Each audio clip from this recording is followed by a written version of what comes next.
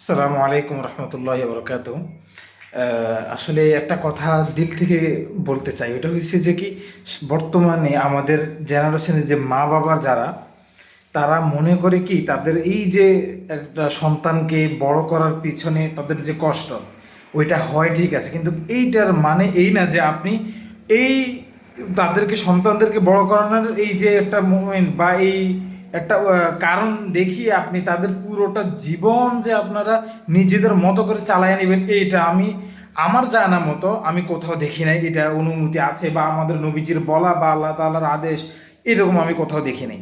কারণ এই যে বেশিরভাগ পুরুষদের ক্ষেত্রে দেখা যায় যে তাদের লাইফে কিছু করার জন্য, কোনো কিছু করার জন্য মা বাবারা সেখানে তাদের মত ঢুকাইয়া দেয় যে তুমি এটা করবে না, তুমি এই লাইনে গিয়ে ইনকাম করো, বা তুমি বিসিএস ক্যাডার হবে না, তুমি এইটা করো, বা তুমি মাদ্রাসায় পড়ো, বা তুমি এইটাই পড়বা না, বা তুমি এই জব করো, তুমি বিজনেস করবা না, বা তুমি বিজনেস করো বা জব করবা না। তো এরকম করে তো যখন সন্তান যখন বলে যে না আমি এটা করতে চাই, তখন বলে কি তো মা বাবার বিরুদ্ধে গিয়ে তুই এগুলো করবি, বা আমাদের বিরুদ্ধে গিয়ে এগুলো করবি, এই কারণে আমরা তোদেরকে বড় করছি। তারপর আপনার হয়তো বলে কি যে আমার পছন্দের মেয়েকে বিয়ে করতে, বা ছেলে বা মেয়ে কোনো মানুষকে পছন্দ করলে তারা তাদের পছন্দেরকে মূল্য দেয় না। তো যখন কিছু হলে বলে যে আমরা কি এই কারণে তোদেরকে বড় করছি, তো এই কারণে বড় করছি মানে কি, এই কারণে বড় করছি দেখেই কি আপনারা পুরো জীবনের অধিকার কাড়ায় নেবেন?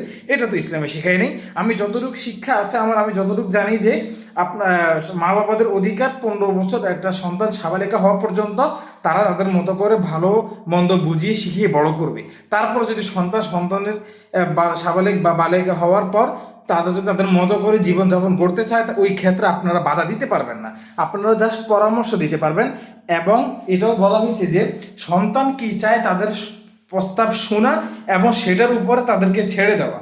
কারণ সব মানে সাবালেক বালেক হওয়ার পর থেকে তারা যদি কোনো গুনাহ করে সেটার দায়ভার আপনার উপরে পড়বে না, কিন্তু একটা ছোট সন্তান যদি করে, বা আপনি তখন তাদেরকে, এটা হাদিসে একটা মানে বয়সে বয়সে নির্ধারণ করে দেওয়া আছে, কিন্তু আপনি ছেলে যখন 20-25 বছর পার হয়ে যায়, সে একটা বিজনেস করতেছে, কিন্তু আপনারা বলেন যে না তো বিদেশ করতে হবে, বিদেশে এটা লাগবে, আমার সেটা লাগবে, এটা ওইটা লাগবে, ওইটা লাগবে না, এটা করলে হবে না, আমরা কি এই কারণে বড় করছি, মা বাবার বিরুদ্ধে চললে হবে না। কে বলছে আপনাদেরকে আপনাদের বিরুদ্ধে যদি সে গিয়ে বিজনেস করে আপনারা মনোকষ্ট নিলে মনোকষ্ট লাগবে?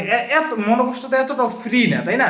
এইভাবে করে সন্তানদেরকে বড় করবে না। এই কারণে আমি মনে করি যে ছেলে সন্তানদের মন থেকে মা বাবার ভরসা, আদর, মায়া যত্ন এগুলো উঠে যায়।